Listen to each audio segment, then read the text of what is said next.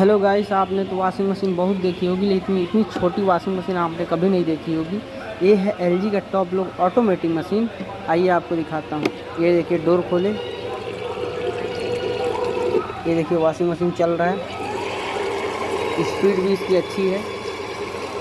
ये है डोर खोलने में इसमें एरर नहीं आता, लेकिन वॉशिंग मशीन बहुत गजब की है। ये देखिए छोटा सा वॉशिंग मशीन है, एलजी का टॉप लोड। वॉशिंग मशीन तो बहुत देखे हैं, देखिए कितनी बड़ी है, लेकिन इतनी छोटी वॉशिंग मशीन आपने कभी नहीं देखी होगी। मैं स्टार्ट करता हूँ। ये देखिए कपड़ा धोने का प्रोसेस में आ गया है। एलजी का मिनी वॉशिंग मशीन है ये एक बित्ते का है, एक बित्ते का वॉशिंग मशीन। एक बित्ता है ऐसे, मतलब ऐसे पकड़ कर आप उठा सकते हैं।